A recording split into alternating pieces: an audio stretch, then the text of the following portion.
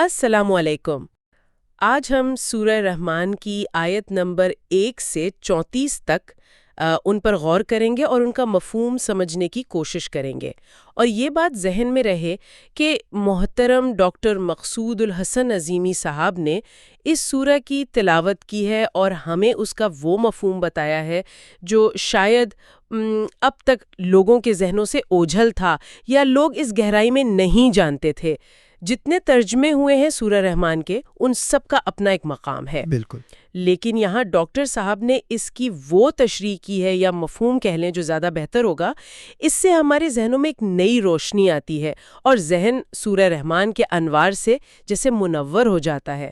تو آج ہم سورہ رحمان کی ابتدائی 34 آیات کا گہرائی سے جائزہ لیں گے، خاص طور پر ڈاکٹر عظیمی صاحب کی بیان کردہ تشریح کی روشنی میں۔ تو آئیے شروع کرتے ہیں۔ سورہ کا آغاز ہی ہوتا ہے الرحمن سے، پھر فوراً بعد علم القرآن، اور پھر خلق الانسان علمہ البیان۔ یہ جو شروع کی 4 آیات ہے، ان میں ایک خاص ترتیب نظر آتی ہے۔ اس میں کیا پیغام ہے؟ بسم اللہ الرحمن الرحیم۔ جی بالکل، الرحمن یہ نام جو پوری سورت کا عنوان بھی ہے، ڈاکٹر صاحب کی تشریح کے مطابق یہ اس ذات کی طرف اشارہ ہے جو تخلیقی نظام بنانے والی ہے۔ اس کا مادہ رحم سے ہے، یعنی تخلیق، بناوٹ۔ تو اللہ تعالیٰ گویا اپنا تخلیقی نظام واضح کر رہے ہیں، اور کیوں؟ کیونکہ انسان کو اپنا نائب بنانا ہے۔ پھر علم القرآن۔ اب یہ جو عظیم تخلیقی نظام ہے، اس کو سمجھنے، چلانے کے لیے جو آپریٹنگ مینول چاہیے، وہ قرآن ہے۔ قرآن کا مطلب یہ ہے پڑھی جانے والی چیز۔ تو رحمان نے پہلے نظام بنایا، پھر اس نظام کو سمجھنے کے لیے قرآن کا علم دیا۔ خلق الانسان، اس کے بعد اس نظام کو سمجھنے اور چلانے والے یعنی انسان کو تخلیق کیا۔ تو دیکھیں ترتیب، سسٹم، پھر مینول، پھر آپریٹر یعنی انسان۔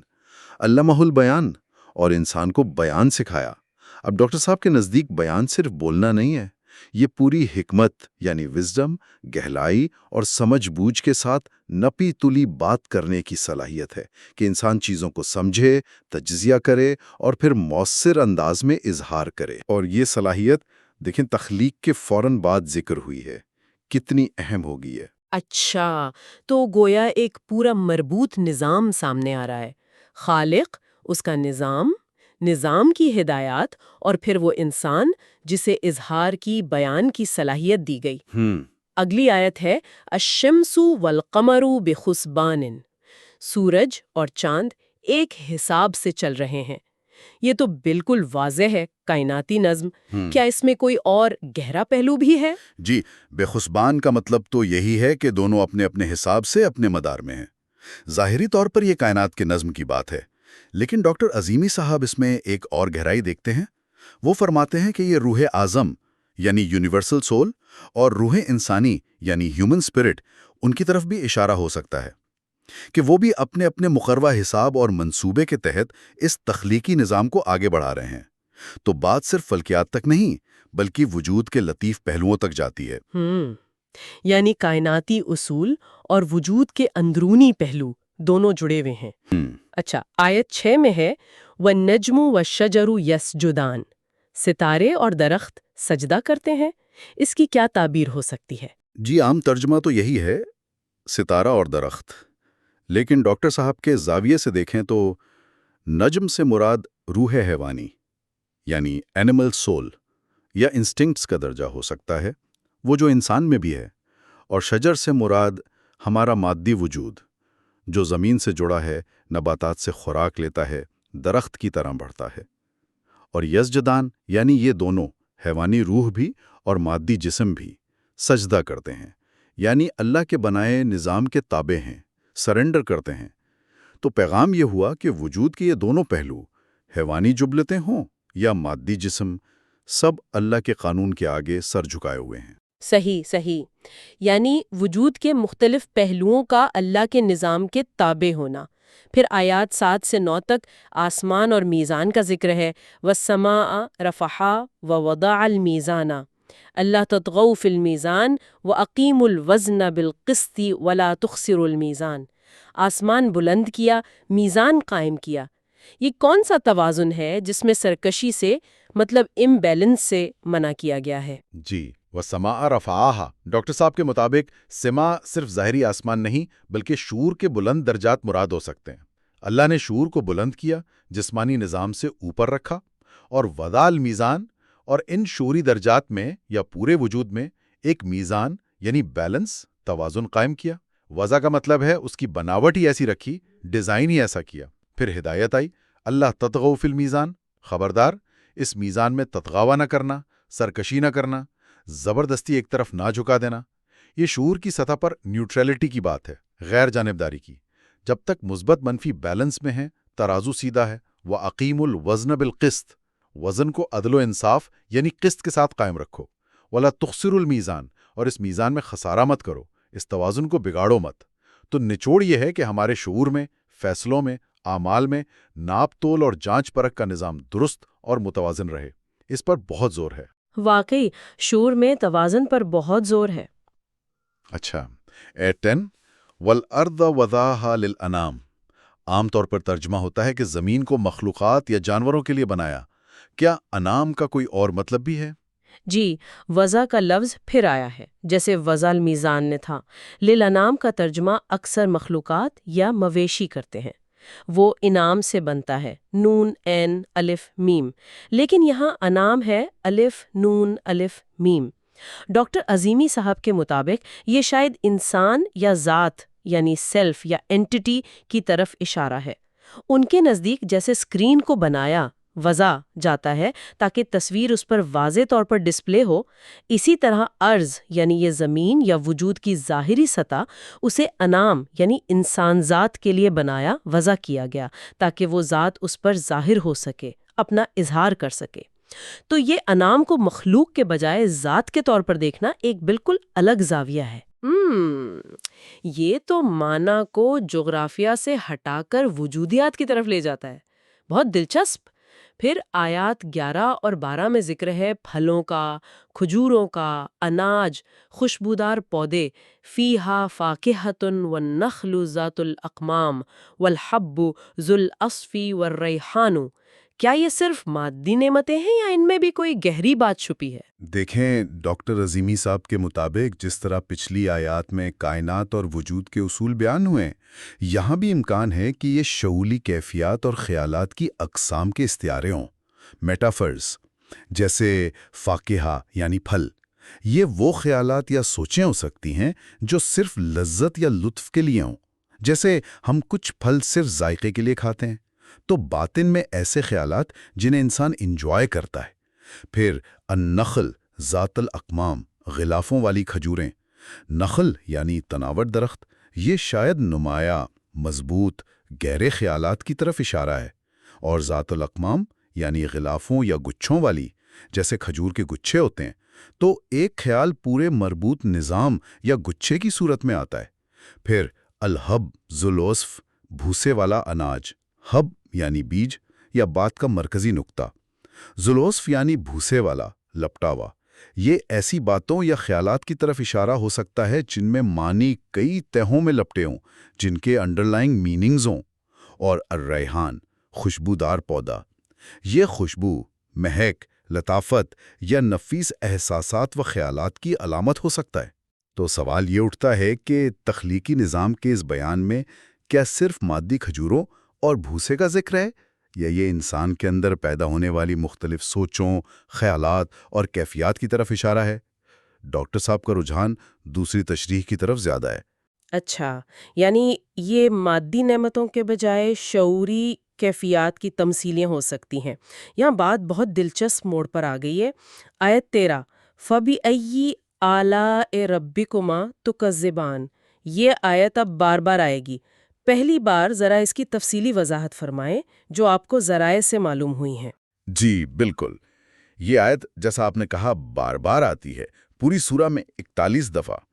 تو پہلی بار اس کی وضاحت ضروری ہے ڈاکٹر عظیمی صاحب کے بیان کردہ نقاط کا مطابق۔ پہلا لفظ ہے فا یعنی پس۔ یہ لفظ بہت معنی خیز ہے۔ یہ پچھلے پورے بیان کردہ نظام الرحمن سے لے کر ریحان تک سب کی طرف اشارہ کر کے پوچھتا ہے کہ پس لہٰذا تم کیسے انکار کر سکتے ہو میری ان باتوں کا۔ اللہ تعالیٰ گویا کہہ رہے ہیں کہ میں اس نظام کا ڈیزائنر ہوں، تم اسے کیسے جھٹلا سکتے ہو؟ دوسرا حصہ ہے بِأَيِّ آلَا۔ ہمارے ہاں عام طور پر ترجمہ نعمتوں سے کیا جاتا ہے، لیکن ڈاکٹر عظیمی کے مطابق عربی میں آلہ نعمت کا مخصوص لفظ نہیں۔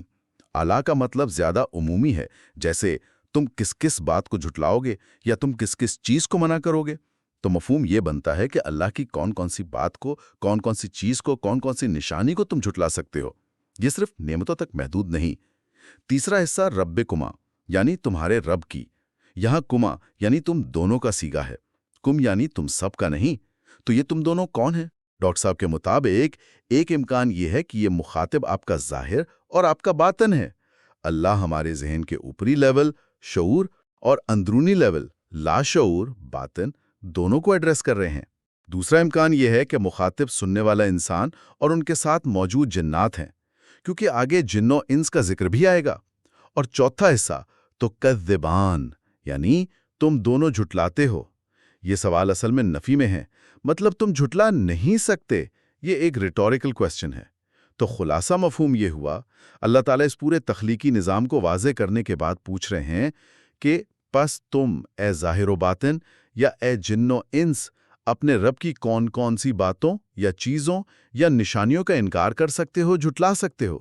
یہ ایک چیلنج ہے کہ یہ حقیقتیں اتنی واضح ہیں کہ انکار ممکن ہی نہیں۔ بہت ہی جامع وضاحت۔ یعنی یہ صرف شکرانے کی تلقین نہیں، بلکہ پورے نظام کی ہر بات پر ایک چیلنج ہے کہ کیا تم اس حقیقت سے انکار کر سکتے ہو؟ اچھا، اگلی آیت ہے خلق الانسان من صلصال کالفخار، انسان کی تخلیق بجنے والی مٹی سے؟ جی، سلسال یعنی کھنکھناتی مٹی اور کل فخار یعنی ٹھکری کی طرح۔ ڈاکٹر عظیمی اسے بھی استعاراتی انداز میں دیکھتے ہیں۔ ان کے مطابق یہ انسان کی تخلیق کی کیفیت کا بیان ہو سکتا ہے کہ اسے ایک خلا یا بے جان مادے میں حواس اور زندگی کی کھنک ڈال کر بنایا گیا، جیسے بے جان مٹی سے بجنے والی ٹھکری بنتی ہے۔ اور آیت 15 میں جنات کا ذکر، وَخَلَقَ الْجَانَّ مِن مَارِجٍ مِن نَار، جنات کی تخلیق آگ کے شعلے سے؟ عام مفہوم تو یہی ہے کہ جنات کو مارج میں نار یعنی آگ کے بے دھوئیں شعلے یا اس کے کسی آمیزے کمپوننٹ سے پیدا کیا۔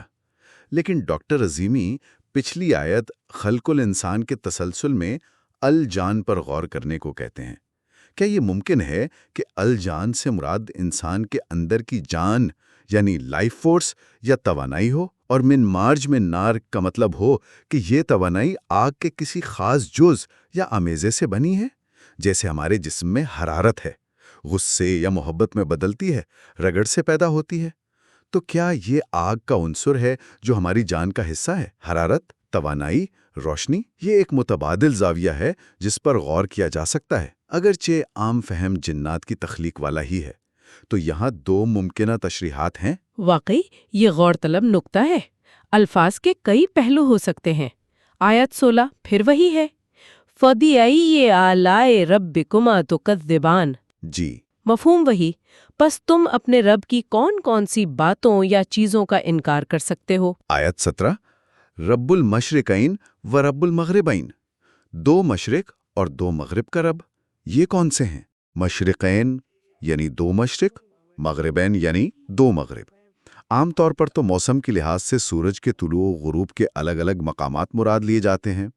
ڈاکٹر عظیمی کے مطابق یہ صرف خارجی سمتیں نہیں، ایک تو خارجی مشرق و مغرب ہے ہی، لیکن ایک باطنی یا شعوری مشرق و مغرب بھی ہو سکتا ہے، یعنی شعور کی وہ سمت یا حالت جہاں سے خیال طلوع ہوتا ہے وہ باطنی مشرق، اور جہاں وہ پروسیس ہو کر غائب یا حل ہو جاتا ہے وہ باطنی مغرب۔ تو رب المشرقین والمغربین کہنا شعور کے اسی دوہرے نظام ظاہر و باطن کی ربوبیت کی طرف اشارہ ہو سکتا ہے۔ آیت 18 پھر سے، فَبِأَيِّ آلَاءِ رَبِّكُمَا تُكَذِّبَانِ، بس تم اپنے رب کی کون کون سی باتوں یا چیزوں کا انکار کر سکتے ہو؟ آیات 19 اور 20 بہت مشہور ہیں۔ مرج البحرین یلتقیان بینہما برزخ لا یبغیان، دو سمندر جو ملتے ہیں مگر آپس میں گھلتے نہیں، اس کا کیا راز ہے؟ مرج کا مطلب ہے ملانا یا آزاد چھوڑ دینا۔ بحرین یعنی دو سمندر، یلتقیان یعنی وہ ملتے ہیں، بینہما برزخ، उन दोनों के दरमियान एक पर्दा या रुकावट है। ला यबगियान, वो एक दूसरे पर सरकशी नहीं करते, अपनी हद से नहीं बढ़ते। इसका एक ज़ाहिरी मतलब तो साइंस भी बताती है। बाज़ जगहों पर मीठे और खारे पानी के समंदर मिलते हैं, मगर उनके पानी आपस में मिक्स नहीं होते। कसाफत के फ़र्क की वजह से एक हद फासिल रहती है। इख्तियाराती तौर पर डॉक्टर अज़ीमी के मुताबिक बहर इल्म, सिफ़ात या शऊर के समंदर को भी कहते हैं। इंसान के अंदर भी शऊर के दो मुख्तलिफ समंदर हो सकते हैं, जैसे शऊर और लाशूर या ज़ाहिर और बातिन, जो आपस में मिलते तो हैं मगर उनके दरमियान एक बरज़ख या हद फासिल है और वो एक दूसरे पर गालिब नहीं आते। ये भी तख्लीक का एक आप कह लें राज है। आयत 21 फ़बिअय्यि आलाए रब्बिकुमा तुकज़्ज़िबान। बस तुम अपने रब की कौन कौन सी बातों या चीज़ों का इनकार कर सकते हो? आयत 22 यख़रुजु मिन्हुमल लुअलुअ वल मरजान। उन दोनों समंदरों से मोती और मरजान निकलते हैं। मिनहुमा यानी इन दोनों में से, लो यानी मोती और मरजान यानी मोंगा या सुर्ख कीमती पत्थर। ज़ाहिरी माने तो वाज़े हैं।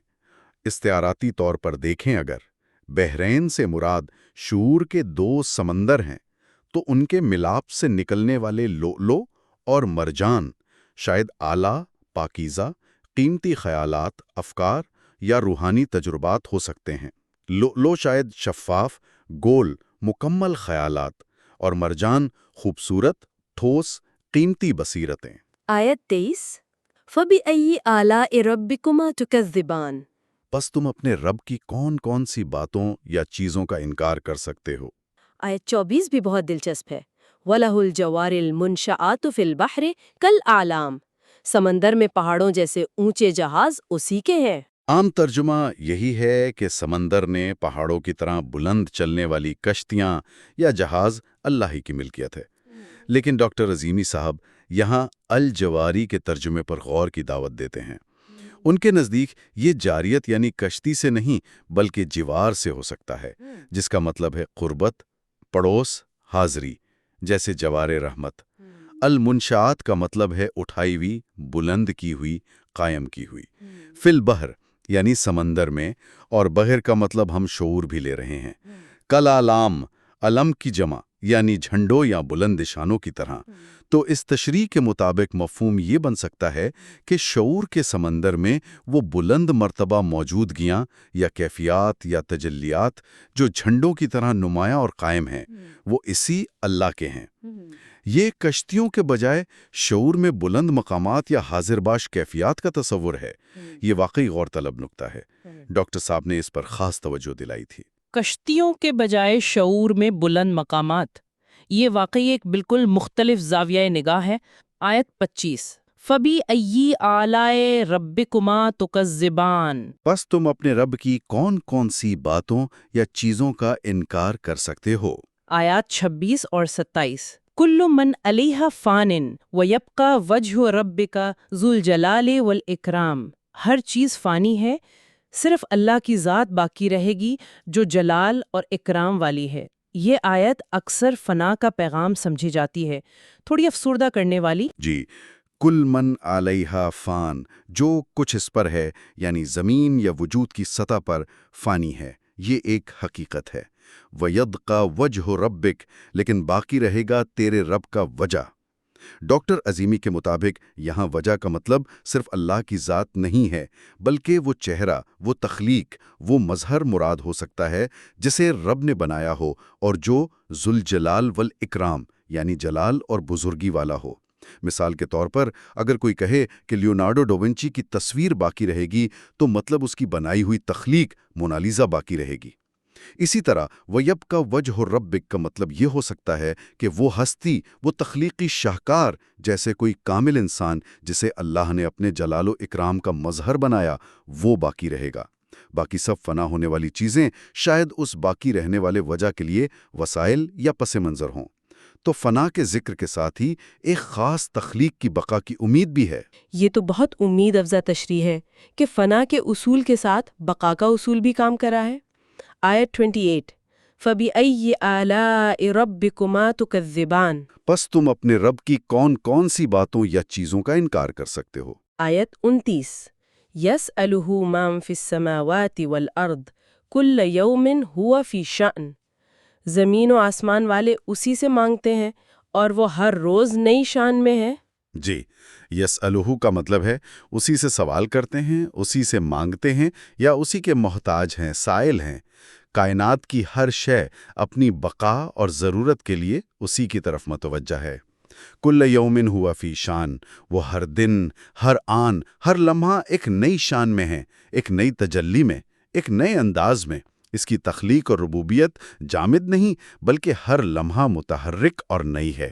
آیت 30 فَبِأَيِّ آلَاءِ رَبِّكُمَا تُكَذِّبَانِ، پس تم اپنے رب کی کون کون سی باتوں یا چیزوں کا انکار کر سکتے ہو؟ آیت 31 ہے سَنَفْرُغُ لَكُمْ أَيُّهَا الثَّقَلَانِ، عام ترجمہ تو ہوتا ہے کہ اے جن و انس دو بوجھل گروہ، ہم ان قریب تمہارے حساب کے لیے فارغ ہوتے ہیں۔ کیا فارغ ہونے اور ثقلان کا کوئی اور پہلو بھی ہے؟ جی، عام ترجمہ حساب کتاب کے لیے فارغ ہونے کا ہی ہے۔ ثقلان سے مراد عموماً جن و انس لیے جاتے ہیں جن پر ذمہ داریوں کا بوجھ ہے۔ انہیں ثقل یعنی بوجھ شاید اس لیے کہا گیا کہ ان میں تطغیٰ فی المیزان یعنی میزان میں سرکشی کا رجحان پایا جاتا ہے، تو وہ بوجھل ہو گئے۔ لیکن ڈاکٹر عظیمی صاحب سنفرغو لکم کو ایک مختلف زاویے سے دیکھتے ہیں۔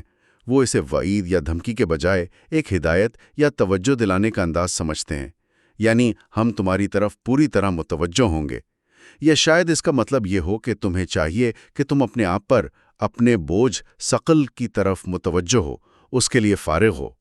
گویا یہ ایک دعوت ہے کہ اپنی اصلاح کرو، اپنے اندر کے بوجھ، کثافت، منفی رجحانات کو سمجھو اور اسے دور کرنے پر توجہ دو۔ یہ حساب لینے کی دھمکی کے بجائے خود احتسابی کی طرف اشارہ ہو سکتا ہے۔ حساب لینے کی وعید کے بجائے خود احتسابی کی دعوت، یہ تو معنی کو کافی بدل دیتا ہے۔ آیت 32 فَبِأَيِّ آلَاءِ رَبِّكُمَا تُكَذِّبَانِ، پس تم اپنے رب کی کون کون سی باتوں یا چیزوں کا انکار کر سکتے ہو؟ اور آج کی گفتگو کی آخری آیات 33 اور 34 یا معشر الجن والانس ان استطعتم ان تنفذوا من اقطار السماوات والارض فانفذوا لا تنفذون الا بسلطان فبأي آلاء ربكما تكذبان، اے جنو انس کے گروہ ہو، اگر تم آسمانوں اور زمین کے کناروں سے نکل بھاگنے کی طاقت رکھتے ہو تو نکل بھاگو، مگر تم بغیر غلبے یا طاقت کے نہیں نکل سکتے۔ یہاں بھی عام ترجمہ حدود سے باہر نکلنے یا بھاگنے کا چیلنج سمجھا جاتا ہے، لیکن ڈاکٹر عظیمی صاحب تنفذ پر توجہ دلاتے ہیں۔ یہ نفوذ سے ہے، اور نفوذ کا بنیادی مطلب ہے کسی چیز کے اندر داخل ہونا، پیوست ہونا، پینیٹریٹ کرنا، باہر نکلنا نہیں۔ اقطار قطر کی جمع ہے، یعنی دائرے، حدود، سفیئرز یا ڈائمنشنز۔ سماوات و الارض سے مراد کائنات، وجود یا شعور کے مختلف دائرے یا حدود ہو سکتے ہیں۔ اور سلطان کا مطلب ہے طاقت، غلبہ، اختیار یا اجازت، اتھارٹی یا پرمیشن۔ تو اس تشریح کی روشنی میں مفہوم یہ بنتا ہے، اے جنو انس کے گروہو، اگر تم میرے بنائے ہوئے آسمانوں اور زمین کے دائروں، حدود میں اپنی مرضی سے بغیر میری اجازت کے داخل ہونے یعنی پینیٹریٹ کرنے کی استطاعت رکھتے ہو تو داخل ہو کر دکھاؤ۔ تم داخل نہیں ہو سکتے مگر سلطان کے ساتھ، یعنی میرے دیے ہوئے اختیار، اجازت یا طاقت کے ساتھ ہی داخل ہو سکتے ہو۔ مثال کے طور پر روح کا جسم میں داخل ہونا اللہ کی سلطان سے ہے۔ کوئی اپنی مرضی سے کسی نظام میں جیسے رحم مادر میں داخل نہیں ہو سکتا۔ تو یہ بھاگنے کا چیلنج نہیں بلکہ اللہ کے بنائے ہوئے نظاموں میں اس کی اجازت اور عطا کردہ طاقت کے بغیر اپنی مرضی سے داخل ہونے، نفوذ کرنے کی نفی ہے۔ یہ مجاز داخلے، آتھورائزڈ انٹری کی بات ہے۔ یہ ترجمہ تو واقعی بالکل مختلف معنی دیتا ہے۔ بھاگنے کے چیلنج کے بجائے اللہ کے نظام میں داخلے کے لیے اس کی اجازت کی شرط، یہ واقعی ایک بہت اہم نکتہ ہے۔ آیت 34 پھر وہی ہے، فَبِأَيِّ آلَاءِ رَبِّكُمَا تُكَذِّبَانِ، پس تم اپنے رب کی کون کون سی باتوں یا چیزوں کا انکار کر سکتے ہو؟ یُرْسَلُ عَلَيْكُمَا شُوَاظٌ مِّن نَارٍ وَنُحَاسٌ فَلَا تَنتَصِرَانِ۔ جی، اس کا مفہوم یہ ہے کہ اگر تم حدود سے تجاوز کرو تو تم دونوں پر یعنی ظاہر و باطن یا انس و جن پر آگ کا شعلہ شوازن اور دھواں یا پگھلا ہوا تانبا نحاسن بھیجا جائے گا۔ پھر تم اپنا بچاؤ نہ کر سکوگے، فلا تنتصرانی۔ اچھا، تو کیا یہ حقیقی آگ اور دھواں ہے یا اس کا کوئی علامتی پہلو بھی ہے ڈاکٹر صاحب کی تفسیر کے مطابق؟ دیکھیں ڈاکٹر صاحب کی وضاحت یہ ہے کہ یہ ضروری نہیں کہ یہ صرف مادی آگ اور دھواں ہی ہوں۔ ہاں، یہ اللہ کی طرف سے ایک شدید تنبیہ، ایک گرفت یا روکنے کی جو طاقت ہے نا، اس کا علامتی بیان بھی ہو سکتا ہے۔ جیسے کوئی غلطی کرنے پر ایک شدید عصم کا احساس زیاں ہوتا ہے، پشیمانی یا اندرونی جلن محسوس ہوتی ہے، شواز وہ شدید تپش ہو سکتی ہے، اور نحاس شاید وہ گھٹن کا احساس جو ہوتا ہے۔ اچھا، تو جب اللہ کے بنائے ہوئے نظام کی خلاف ورزی ہوتی ہے اور اس کی طرف سے پکڑ آتی ہے تو کوئی مددگار نہیں ہوتا، فلا تنتصران، کوئی بچا نہیں سکتا۔ یعنی یہ کائنات میں ایک چیک اینڈ بیلنس کا نظام ہے۔ بالکل بالکل، یہ اسی نظام کا حصہ ہے۔ آیت 37 فَإِذَا انشَقَّتِ السَّمَاءُ فَكَانَتْ وَرْدَةً كَالدِّهَانِ۔ جی مفہوم، پھر جب آسمان پھٹ جائے گا اور وہ سرخ چمڑے یا پگھلے ہوئے تیل روغن جیسا ہو جائے گا۔ آسمان کا پھٹنا، ڈاکٹر صاحب نے اس کی کیا وضاحت کی؟ ڈاکٹر صاحب کے نزدیک آسمان کا پھٹنا یعنی انشقت السماء جو ہے، یہ ہمارے شعور کے پردوں کا ہٹ جانا ہو سکتا ہے۔ شعور کے پردے؟ جی، یا حقیقت کا پوری طرح سے منکشف ہو جانا۔ جب پچھلی آیت میں وہ تنبیہ یا شواز کا ذکر آیا نا، ہاں جی، تو جب وہ کیفیت طاری ہوتی ہے تو انسان کا اپنا بنایا ہوا جو ذہنی آسمان ہوتا ہے، اس کے وہم و گمان کے پردے وہ پھٹ سکتے ہیں، اچھا، اور حقیقت بالکل واضح ہو جاتی ہے، جیسے سرخ روشنائی کی طرح یا پگھلے ہوئے روغن کی طرح، بالکل صاف، قد-دہان۔ یعنی یہ ایک نفسیاتی یا شعوری سطح پر تبدیلی کا بیان بھی ہو سکتا ہے۔ جی بالکل، یہ ایک ممکنہ گہری تعبیر ہے جو ڈاکٹر صاحب نے بیان کی ہے۔ بہت خوب۔ آیت 38 فَبِأَيِّ آلَاءِ رَبِّكُمَا تُكَذِّبَانِ۔ پس تم اپنے رب کی کون کون سی باتوں یا چیزوں کا انکار کر سکتے ہو، جھٹلا سکتے ہو؟ آیت 39 فَيَوْمَئِذٍ لَا يُسْأَلُ عَنْ ذَنبِهِ إِنسٌ وَلَا جَانٌ۔ تو اس دن یعنی جب حقیقت اس طرح کھل جائے گی تو کسی انسان یا جن سے اس کے گناہ کے بارے میں پوچھا نہیں جائے گا۔ پوچھا کیوں نہیں جائے گا؟ کیا اس کی وجہ اگلی آیت میں ہے؟ جی بالکل، اگلی آیت اسی کی وضاحت کر رہی ہے۔ پوچھنے کی ضرورت ہی نہیں پڑے گی۔ کیوں؟ کیونکہ سب کچھ عیاں ہو چکا ہوگا، ان کے اپنے وجود سے ظاہر ہو رہا ہوگا۔ آیت 40 فَبِأَيِّ آلَاءِ رَبِّكُمَا تُكَذِّبَانِ۔ پس تم اپنے رب کی کون کون سی باتوں یا چیزوں کا انکار کر سکتے ہو، جھٹلا سکتے ہو؟ آیت 41 يُعْرَفُ الْمُجْرِمُونَ بِسِیمَاهُمْ فَيُؤْخَذُوا بِالنَّوَاصِي وَالْأَقْدَامِ۔ ہاں، یہ وضاحت آ گئی۔ مجرم اپنے چہروں، اپنی نشانیوں بسیماہوں سے ہی پہچان لیے جائیں گے۔ نشانیاں مطلب چہرے پر لکھا ہوگا؟ سیما کا مطلب ہے نشانیاں، علامتیں۔ وہ ان کے چہروں سے، ان کے وجود سے ظاہر ہوں گی۔ جیسے دنیا میں بھی آپ دیکھیں، بعض اوقات کسی شخص کے اعمال، اس کی حالت، اس کے چہرے سے عیاں ہو جاتی ہے۔ ہاں، یہ تو ہے۔ تو وہاں یہ بالکل واضح ہوگا۔ پھر انہیں پیشانیوں، النواسی اور قدموں، الاقدام سے پکڑا جائے گا۔ پیشانی اور قدم، اس کا کیا مطلب ہے؟ دیکھیں، عام طور پر تو یہی سمجھا جاتا ہے کہ پیشانی کے بالوں سے اور پیروں سے پکڑ کر گھسیٹا جائے گا، لیکن ڈاکٹر صاحب یہاں گہری بات کرتے ہیں۔ وہ کیا؟ وہ کہتے ہیں نواسی یعنی پیشانی، یہ سوچ، فکر، نیت اور ارادے کی جگہ ہے، اچھا، اور اقدام یعنی قدم، یہ عمل کی علامت ہیں۔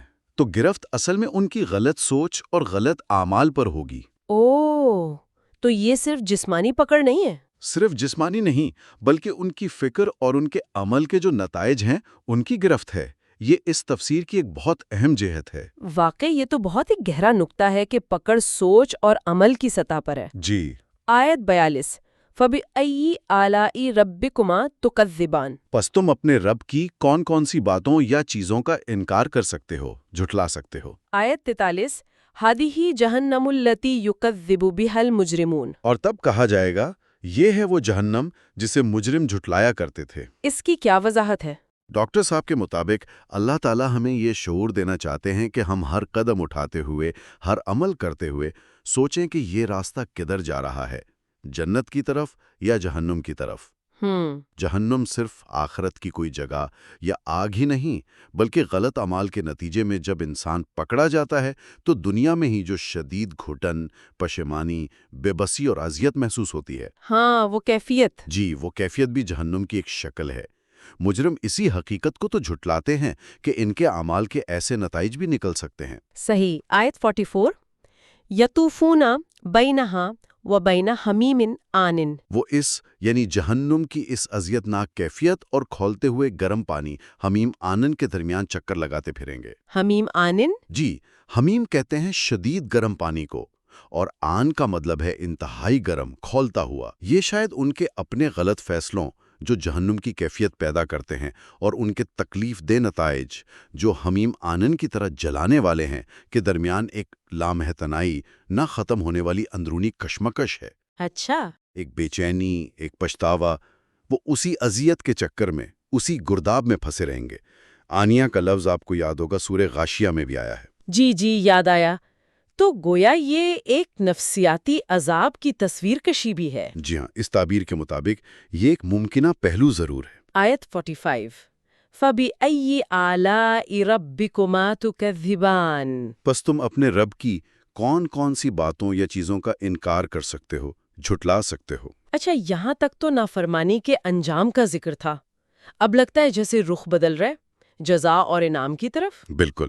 اب ان لوگوں کا ذکر شروع ہو رہا ہے جو اللہ کے قوانین کا، اس کے مقام کا لحاظ رکھتے ہیں۔ آیت 46 وَلِمَنْ خَافَ مَقَامَ رَبِّهِ جَنَّتَانِ. جی، مفہوم. اور جو شخص اپنے رب کے حضور کھڑے ہونے یعنی اس کے مقام سے ڈرا یا اس کی عظمت کا احساس رکھا، اس کے لیے 2 باغ یعنی جنتیں ہیں. یہاں لفظ مقام ہے، میں رب ہے۔ مقام کا مطلب ہے رتبہ، درجہ، حیثیت۔ یہاں مکان یعنی جگہ کا لفظ نہیں ہے۔ آپ کو یاد ہوگا حضرت موسیٰ علیہ السلام کے قصے میں مکان کا ذکر ہے۔ ہاں، ٹھیک. تو ڈاکٹر صاحب اس کی وضاحت کرتے ہیں کہ جسے اپنے رب کے مقام کا، اس کی حیثیت اور عظمت کا حقیقی شعور اور احساس ہوگا۔ خوف کا مطلب صرف خوف نہیں بلکہ احترام، لحاظ اور احساس ذمہ داری بھی ہے۔ اچھا، تو اس شخص کے لیے 2 جنتیں ہیں۔ 2 جنتیں؟ اچھا، اس سے کیا مراد ہو سکتی ہے؟ مطلب 2 الگ الگ جنتیں؟ جی، اس کی وضاحت ڈاکٹر صاحب یوں کرتے ہیں کہ پہلی جنت تو خود رب کے مقام کا یہ شعور اور یہ احساس ہی ہے۔ کیا مطلب؟ مطلب یہ کہ اللہ کی عظمت کو پہچاننا، اس سے تعلق قائم ہونا، یہ معرفت، یہ بذات خود ایک عظیم نعمت اور ایک جنت ہے۔ سبحان اللہ. اور دوسری جنت وہ ہے جو اس احساس اور اس کے مطابق عمل کرنے کے نتیجے میں بطور انعام ملے گی، یعنی وہ تمام نعمتیں جن کا آگے ذکر آ رہا ہے۔ واہ، یعنی پہلا انعام تو اندرونی کیفیت ہے اور دوسرا پھر بیرونی انعام. بہت خوب. آیت 47 فَبِأَيِّ آلَاءِ رَبِّكُمَا تُكَذِّبَانِ. بس تم اپنے رب کی کون کون سی باتوں یا چیزوں کا انکار کر سکتے ہو، جھٹلا سکتے ہو؟ اب ان 2 جنتوں کی تفصیل آ رہی ہے. آیت 48 ذواتا افنان. جی، وہ دونوں جنتیں ذواتا افنان ہوں گی، یعنی بہت سی ٹہنیوں اور شاخوں والی۔ افنان شاخیں؟ جی، افنان فنن کی جمع ہے، یعنی شاخیں۔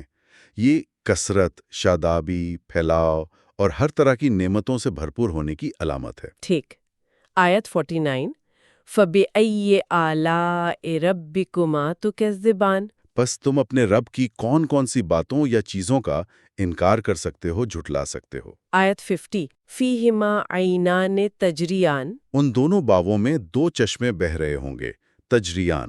بہتے ہوئے چشمے. جی، یہ زندگی، تازگی، علم، رحمت، ان سب کے مسلسل بہاؤ کی علامت ہو سکتے ہیں۔ آیت 51 فَبِأَيِّ آلَاءِ رَبِّكُمَا تُكَذِّبَانِ. کون سی باتوں یا چیزوں کا انکار کر سکتے ہو، جھٹلا سکتے ہو؟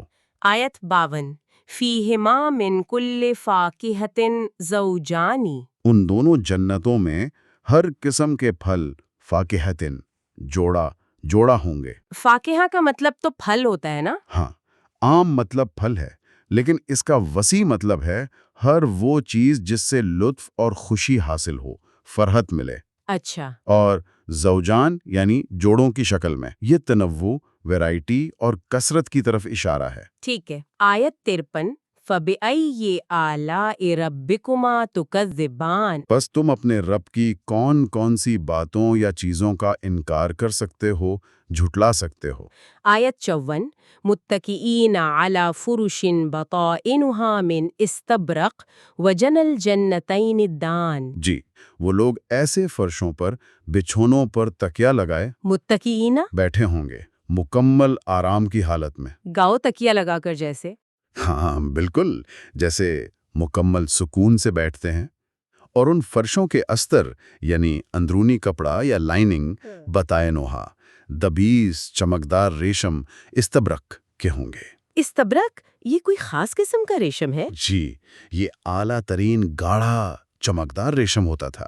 یہ شان و شوکت اور معیار کی علامت ہے۔ اور آگے وجن الجنتین دانن. وجلل جنتین دانن، اور دونوں باغوں کے پھل جنا بالکل قریب جھکے ہوئے دانن ہوں گے۔ یعنی ہاتھ بڑھاؤ اور توڑ لو. بالکل، نعمتوں کا بآسانی میسر ہونا، قربت، سہولت، کوئی مشقت نہیں۔ یہ تو راحت اور آسائش کی مکمل تصویر ہے۔ آیت 55 فَبِأَيِّ آلَاءِ رَبِّكُمَا تُكَذِّبَانِ. بس تم اپنے رب کی کون کون سی باتوں یا چیزوں کا انکار کر سکتے ہو، جھٹلا سکتے ہو؟ اب شاید ساتھیوں کا ذکر ہے۔ آیت 56 فِيهِنَّ قَاصِرَاتُ الطَّرْفِ لَمْ يَطْمِثْهُنَّ إِنسٌ قَبْلَهُمْ وَلَا جَانٌ. جی، ان نعمتوں میں، ان جنتوں میں قاصرات الطرف ہوں گی، یعنی نیچی نگاہ رکھنے والی، حیادار، پاکیزہ ساتھی، عورتیں۔ قاصرات الطرف قاصر سے جی قصر سے یعنی محدود رکھنے والی، وہ جو اپنی نگاہیں اپنے ساتھی تک محدود رکھیں، حیا اور وفا کی علامت۔ اور لم یتمسہن، لم یطمثہن انس قبلہم ولا جان، یعنی انہیں ان سے پہلے کسی انسان یا جن نے چھوا تک نہ ہوگا۔ یہ پاکیزگی، مخصوصیت اور پہلے کسی کے ساتھ تعلق میں نہ ہونے کی طرف اشارہ ہے، بالکل ان کے لیے مخصوص۔ ٹھیک۔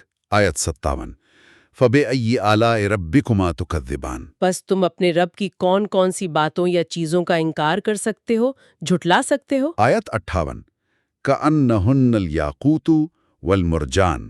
گویا وہ یاقوت اور مرجان ہے۔ پہلے لولو والمرجان آیا تھا۔ جی، سمندر کے خزانوں میں موتی اور مونگے کا ذکر تھا۔ یہاں ان ساتھیوں کو یاقوت یعنی روبی اور مرجان یعنی کورل یا مونگا ان سے تشبیہ دی ہے۔ یاقوت اور مرجان کیوں؟ یاقوت اپنی سرخی، چمک، شفافیت، خوبصورتی اور قیمت کے لیے مشہور ہے۔ مرجان بھی قیمتی اور خوبصورت ہوتا ہے۔ صحیح۔ تو یہ ان کی ظاہری خوبصورتی، ان کی قدر و قیمت، نفاست اور محفوظ ہونے کی علامت ہے، جیسے قیمتی جواہرات ہوتے ہیں۔ صحیح۔ آیت 59 فَبِأَيِّ آلَاءِ رَبِّكُمَا تُكَذِّبَانِ. پس تم اپنے رب کی کون کون سی باتوں یا چیزوں کا انکار کر سکتے ہو، جھٹلا سکتے ہو؟ اور یہ اگلی آیت تو کمال ہے، ایک بنیادی اصول۔ آیت 60 هَلْ جَزَاءُ الْإِحْسَانِ إِلَّا الْإِحْسَانِ. جی، نیکی احسان کا بدلہ نیکی احسان کے سوا اور کیا ہے؟ یہ سوالیہ انداز میں۔ ہاں، یہ سوالیہ انداز ہے، لیکن یہ کائنات کے ایک بنیادی قانون کو واضح کر رہا ہے۔ احسان کا مطلب ہے کسی کام کو خوبی، خوبصورتی اور بہترین طریقے سے کرنا۔ اچھا۔ تو مطلب یہ ہے کہ اگر انسان اللہ کے ساتھ، اس کی مخلوق کے ساتھ، حتیٰ کہ اپنے نفس کے ساتھ بھی احسان یعنی بھلائی، خوبی اور خوبصورتی کا معاملہ کرے گا تو اس کا نتیجہ، اس کا بدلہ بھی احسان ہی ہوگا، یعنی بہترین، خوبصورت اور اعلیٰ۔ عمل کی خوبی کا نتیجہ بھی خوبی ہی ہے۔ کتنا جامع اصول ہے واقعہ۔ آیت 61 فَبِأَيِّ آلَاءِ رَبِّكُمَا تُكَذِّبَانِ. پس تم اپنے رب کی کون کون سی باتوں یا چیزوں کا انکار کر سکتے ہو، جھٹلا سکتے ہو؟ اچھا، اب پھر جنتوں کا ذکر آ رہا ہے۔ آیت 62 وَمِن دُونِهِمَا جَنَّتَانِ. جی، اور ان دو پہلے بیان کردہ باغوں کے علاوہ یا ان سے کچھ کم درجے کے دو باغ اور بھی ہیں۔ من دونہما، اس کا مطلب علاوہ ہے یا نیچے؟ دونوں معنی ممکن ہے، ان کے علاوہ بھی ہو سکتا ہے اور ان سے نیچے کے درجے کے بھی۔ یہ نعمتوں کے تسلسل اور اضافے کی طرف اشارہ ہے، جیسے 1 سے 2، پھر 2 سے 4۔ ڈاکٹر صاحب کے مطابق یہ شاید درجات کے فرق کی طرف بھی اشارہ ہو۔ ممکن ہے پہلے اصحاب یمین کا ذکر ہو اور اب مقربین یا سابقون کا، یا اس کے برعکس، یا یہ بھی کہ نعمتیں بس بڑھتی ہی چلی جائیں گی درجہ بدرجہ، یعنی اللہ کے انعامات کی کوئی حد نہیں۔ آیت 63 فَبِأَيِّ آلَاءِ رَبِّكُمَا تُكَذِّبَانِ. اب ان دوسری دو جنتوں کی صفات۔ آیت 64 مُدْہَمَّتَانِ. وہ دونوں باغ مدھامتانی ہوں گے، مدھامتان؟ یعنی گہرے سبز، سیاہی مائل سبز، انتہائی گھنے پن، گہری شادابی اور بھرپور سایوں کی علامت۔ اچھا، گہرے سبز۔ جی، صحرا کے پس منظر میں سوچیں تو گہرے سبز گھنے باغ جو ہیں وہ راحت اور سکون کا اعلیٰ ترین تصور پیش کرتے ہیں۔ صحیح بات ہے۔ آیت 65 فَبِأَيِّ آلَاءِ رَبِّكُمَا تُكَذِّبَانِ، پس تم اپنے رب کی کون کون سی باتوں یا چیزوں کا انکار کر سکتے ہو، جھٹلا سکتے ہو؟ آیت 66 فِيهِمَا عَيْنَانِ نَضَّاخَتَانِ، ان دونوں باغوں میں دو چشمے نداختانی ہوں گے۔ نداختان پہلے تجریان تھا۔ جی، پہلے تجریان تھا، یعنی بہتے ہوئے۔ نداختان کا مطلب ہے زور سے ابلتے ہوئے، پھوٹتے ہوئے، جیسے فوارے ابل رہے ہوں۔ او، تو یہ زیادہ قوت سے بہنے والے چشمے ہیں۔ بالکل، یہ پانی یعنی زندگی اور رحمت کی پہلے سے بھی زیادہ فراوانی اور جوش کی علامت ہے۔ ٹھیک ہے۔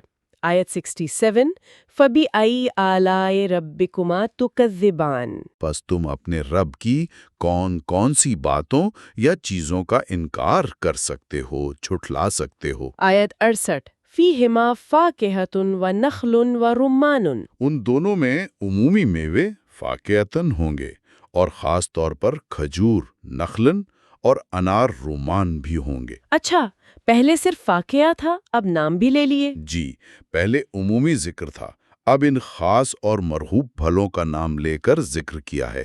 یہ نعمتوں کی مزید تفصیل اور ان کی دلکشی کو ظاہر کرتا ہے۔ ایک خوبصورت منظر کشی ہے۔ آیت 69 فَبِأَيِّ آلَاءِ رَبِّكُمَا تُكَذِّبَانِ، پس تم اپنے رب کی کون کون سی باتوں یا چیزوں کا انکار کر سکتے ہو، جھٹلا سکتے ہو؟ آیت 70 فِيهِنَّ خَيْرَاتٌ حِسَان، ان میں خیرات حسان ہوں گی، یعنی نیک سیرت، بہترین خیرات اور خوبصورت حسان ساتھی عورتیں۔ خیرات حسان؟ خیرات جمع ہے خیرہ کی، مطلب بہترین، بھلائی والی، نیک سیرت، اور حسان جمع ہے حسنہ کی، یعنی خوبصورت۔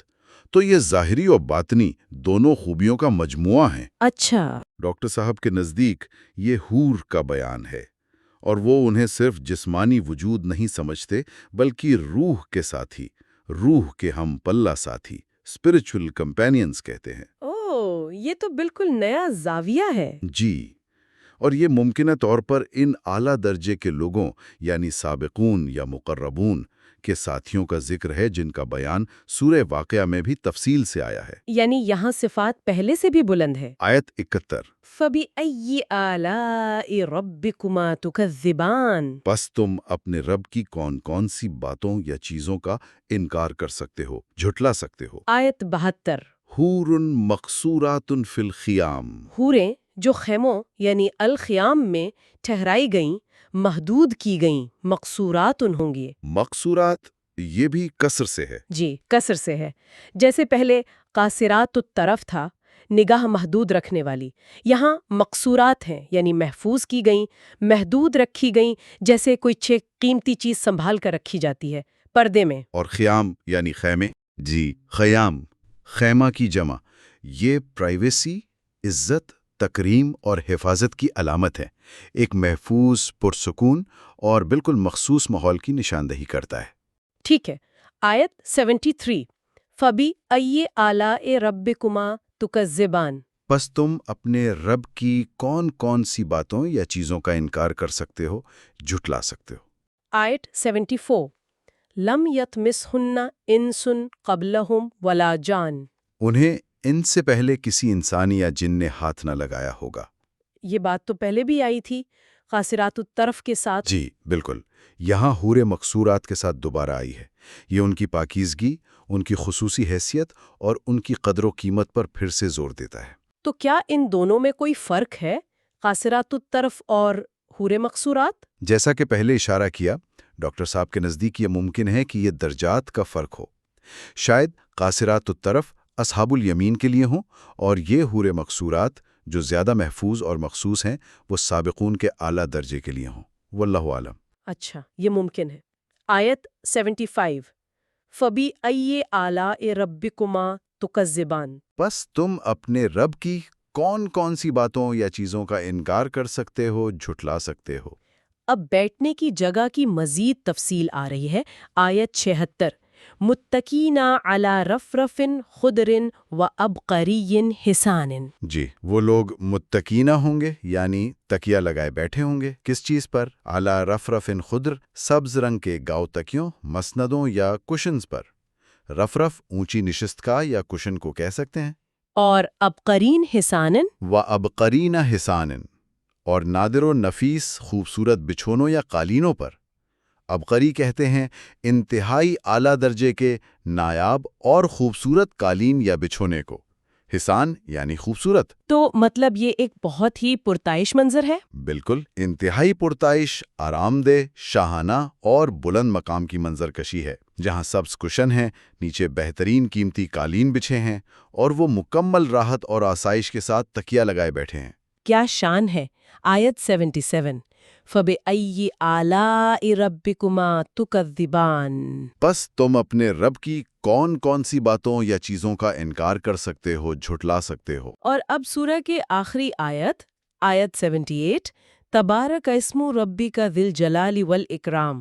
بڑی ہی برکت والا ہے آپ کے رب کا نام، جو صاحب جلال یعنی علم کے روب، عظمت والا، اور صاحب اکرام یعنی خاص توجہ، عزت و کرم والا ہے۔ یہ وہی صفات ہیں جو پہلے بھی آئی تھیں۔ جی، آیت 27 میں وَيَبْقَى وَجْهُ رَبِّكَ ذُو الْجَلَالِ وَالْإِكْرَامِ میں ذکر آیا تھا۔ سورہ کا آغاز رحمان سے ہوا اور اختتام انہی عظیم صفات پر ہو رہا ہے، جو تمام نعمتوں، تنبیہات اور پورے نظام کائنات کا منبع ہیں۔ وہ بابرکت ذات جو عظمت والی بھی ہے اور بے انتہا کرم کرنے والی بھی۔ تو اگر ہم ان آیات کا یعنی 35 سے 78 تک کا خلاصہ کریں تو اس میں پہلے نظام کی خلاف ورزی کے نتائج ہیں اور پھر اس کی پیروی کے انعامات کا بیان ہے۔ بالکل، ڈاکٹر صاحب کی تفسیر کی روشنی میں اگر دیکھیں تو ان آیات میں پہلے اللہ کے قوانین سے اگر کوئی انحراف کرتا ہے تو اس کے کیا نفسیاتی اور حقیقی انجام ہو سکتے ہیں۔ وہ جہنم کی کیفیت، وہ گرفت، اس کو واضح کیا گیا ہے۔ ھذہ جہنم التی یکذب بہا المجرمون۔ اور پھر جو لوگ رب کے مقام رب ہی کا شعور اور احساس رکھتے ہیں، ان کے لیے انعامات کے مختلف درجات بیان ہوئے ہیں۔ جی، پہلے 2 جنتیں، پھر مزید 2 جنتیں۔ ہاں، اور ان کی نعمتوں میں بتدریج اضافہ اور شان نظر آتی ہے۔ یہ ممکنہ طور پر اللہ کے قرب کے مختلف مدارج، جیسے شاید اصحاب الیمین اور سابقون، ان کے لیے الگ الگ انعامات کی عکاسی ہے۔ اور بار بار وہ سوال۔ جی، اور بار بار وہ سوال کہ اتنی واضح نشانیوں، اتنی باتوں، اتنے انعامات اور انجام کے بیان کے بعد تم اپنے رب کی کن کن چیزوں کو جھٹلاؤ گے؟ فَبِأَيِّ آلَاءِ رَبِّكُمَا تُكَذِّبَانِ۔ یہ واقعی ذہن کے دریچوں کو کھولنے والی گفتگو تھی۔ اب آخر میں ایک سوال جو ذہن میں آتا ہے وہ یہ کہ کیا یہ جنتیں اور ان کی یہ جو تفاصیل ہیں یہ صرف استعارے ہیں، علامتی ہیں، یا ان کی کوئی حقیقی شکل بھی ہوگی؟ جی، یہ ایک اہم سوال ہے۔ ڈاکٹر صاحب کی گفتگو سے تو یہی لگتا ہے کہ ان کی ایک حقیقی شکل بھی ہے اور گہرے نفسیاتی اور روحانی معنی بھی ہیں۔ شاید یہ غور و فکر کا ایک نیا پہلو ہے جس پر مزید سوچا جا سکتا ہے۔ بالکل۔ اچھا، انشاءاللہ آئندہ نشست میں ہم کسی دوسری سورہ پر اسی طرح غور و فکر کریں گے جیسا کہ ڈاکٹر صاحب نے اس کا مفہوم ہم تک پہنچایا ہے۔ انشاءاللہ۔ یہ واقعی ایک بہت بڑی کاوش ہے جو ڈاکٹر صاحب نے ہمارے لیے کی ہے تاکہ ہم قرآن کی صورتوں کے اصل مفہوم کو، ان کی گہرائی کو جان سکیں۔ یقیناً یہ ان کا بڑا کام ہے۔ اور اگر کوئی سننے والا قرآن کو اس کے متن سے سمجھنے میں دلچسپی رکھتا ہو تو ڈاکٹر مقصود عظیمی صاحب کی کتاب ہے قرآن اور لاشعور۔ اس کا باب وار مطالعہ بہت مفید ہو سکتا ہے۔ جی، وہ کتاب بہت اہم ہے۔ اور جو پڑھا جائے اس کا خلاصہ ڈاکٹر صاحب سے شیئر کیا جا سکتا ہے۔ کہتے ہیں کہ اس کتاب کے اختتام تک پڑھنے والے اس قابل ہو سکتے ہیں کہ قرآن مجید کو متن سے ہی سمجھ سکیں، بغیر کسی ترجمے کے۔ جی، یہ ایک بہت بڑی استعداد ہے۔ جو کہ ایک بہت بڑی عنایت ہے ہر اس شخص پر جو ایسا سیکھ جاتا ہے۔ بے شک۔ تو تمام سننے والوں کے لیے بہت دعا۔ اللہ حافظ۔ اللہ حافظ۔